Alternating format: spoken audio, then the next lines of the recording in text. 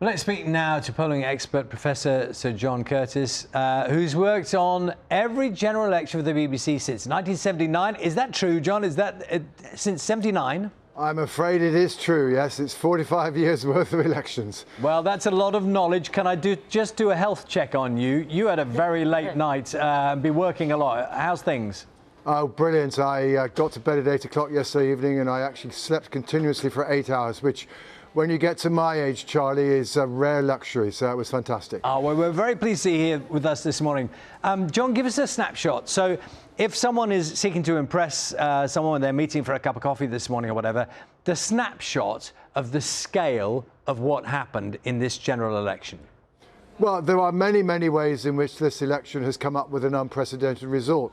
The most obvious is that the Conservative share of the vote, at 24% in Great Britain, is by far and away their worst performance in an election since all the way back to 1832, which is the first election which we regard as in any sense a democratic election.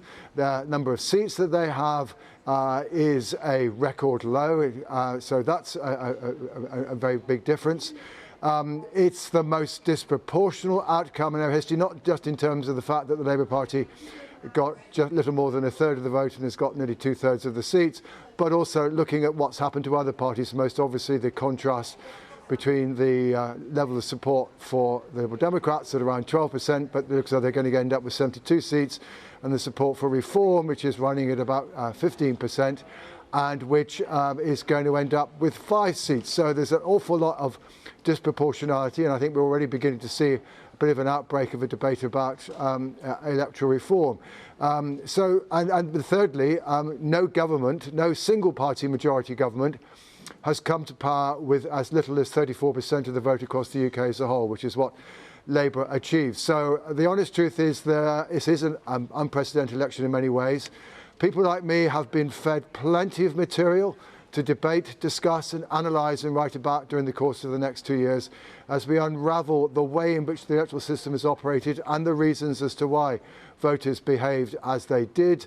But clearly there are also some of these questions that we will be examining as academics clearly also are potentially of importance to our wider understanding as to where we want our democracy to go in future.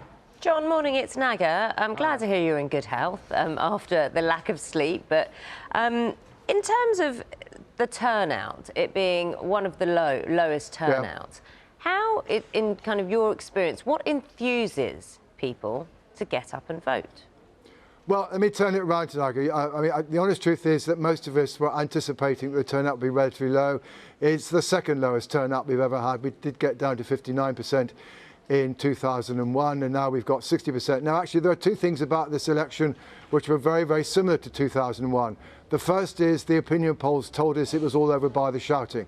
In the end, the opinion polls exaggerated Labour's lead, though not to the extent the fact that they were going to end up clearly winning. The second that helps to depress turnout. The second thing is Labour's decision to go towards the centre meant that many voters will have come to the conclusion that there wasn't much difference between the two principal protagonists. Much the same was true in 2001. And if you think it's all over by the shouting and it's not going to make much difference who wins anyway, that tends to depress turnout. Then I think there are two other factors at play. One is that, frankly, neither Keir Starmer nor Rishi Sunak enthuse the electorate. They are not charismatic politicians. They struggle to come up with the kind of synoptic vision that is encapsulated in messages like "Get Brexit" and "Down." I mean, Labour's strapline was change, and that was it. And the Conservatives had something about a secure future and bold plan, but nobody ever could manage to remember it. So neither of them are visionary politicians, and that therefore doesn't enthuse the electorate. And then, of course, we do have an electorate that is pretty distrusting of politicians and government these days. And we often found in the opinion polls that people said, yeah, these ideas sound fine, but they won't get around to being able to do it. So put all that together and you can see why quite a lot of people probably decided to stay at home. We do have an electorate now that needs to be given a reason to vote. Fewer of us have that tribal loyalty, means that we're going to go to the polling station anyway.